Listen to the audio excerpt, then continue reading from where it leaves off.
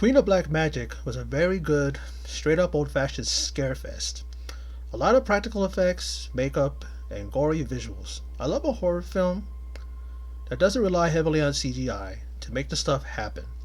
Just the use of fake blood, appliances to make the cuts and bruises appear real, camera tricks, and the actors playing their roles realistically.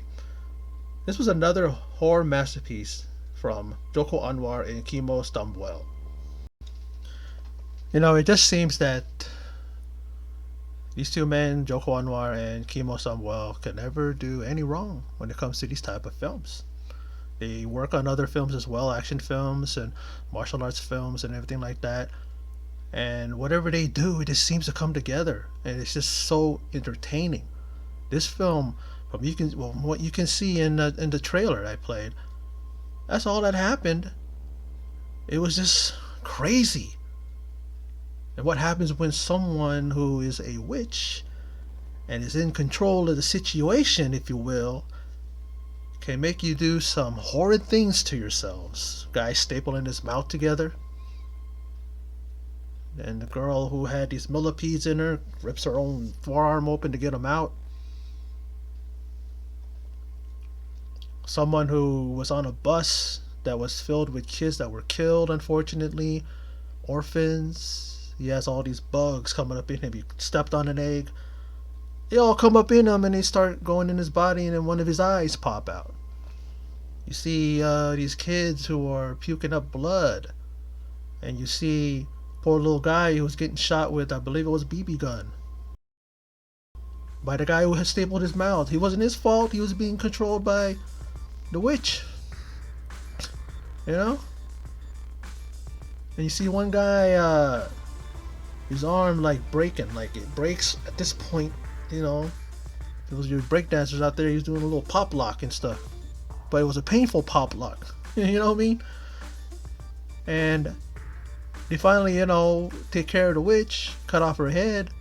All she does is she just possesses her body to take the head and put it back on, and then she just throws the wife of the main actor, throws fire on, a candle on, lit, burns up the witch. The witch takes the guy who used to take care of these three main guys who were orphans, burns him up. The house burns up. Well, along the way, all that mayhem happens. They're trying to get out of there, right? Trying to leave. They're going in circles. They keep going back to that same 81-kilometer mile marker, trying to get to the doctor.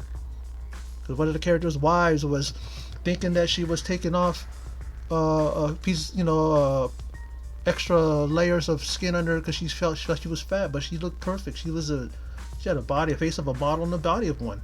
And she was taking off, it looked like nice and smooth how she was taking off the neck and a little piece of, love handles that she may have had. But then when she realized and saw what she actually was doing, she actually was slitting her throat, and she took off a piece of her right here, freaking out, trying to get her to the hospital. They couldn't. It starts off, the family ends up hitting what they thought it was a deer, but it ends up being one of the orphans that was on that bus. She shows up later on, all banged up and bruised and whatnot. I mean, this movie really it had everything that I like in a horror movie. I leave my head, not my head, but I mean, I leave my brain at the door, and I leave my expectations at the door, and I just watch. And I love to be entertained. I love to be scared. I love to be spooked out, freaked out. I love to be the douche chills. Not douche chills, but the goosebumps, and rising up on my thing, and the hair on my back stands up, and I'm covering my eyes most of the time, something like that. I like that type of a movie, and that's what this movie had. It had all that and then some. So one of my faithful subscribers, Dika, thank you very much. You recommended it to me quite a while ago. I'm sorry if it took me a while, but I was waiting for it to get on Shudder, and it dropped on Shudder today. Watched it, wasn't disappointed. I thoroughly enjoyed this film, and I'm looking forward to whatever else Mr. Joko Anwar and Mr. Kimo Stamboel come up with next. This is a remake of an 81 film. I believe it was 81 if I remember it correctly. And even at the end, they showed a little bit of a tribute they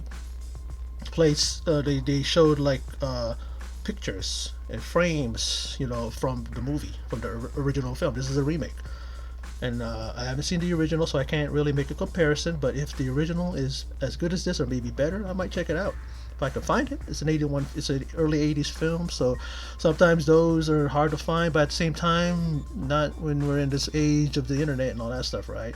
But sometimes you still can't find those films. Sometimes you have to buy a physical copy, and I may do that. But like I said, I thoroughly enjoyed this film. It was really, really just a lot of fun. For horror movie wise, like I said, I like these type of films. And people find something wrong with it. I don't know what's going on. I don't know what you're looking for. You can't compare movies. At times, you can't keep comparing movies to others. Sometimes they stand alone, and if you just watch it for what it is, you could probably compare it to the original, maybe. That's it. That's all as far as the comparisons go. It's well, they took this scene out and they replaced it with this and all that stuff like that.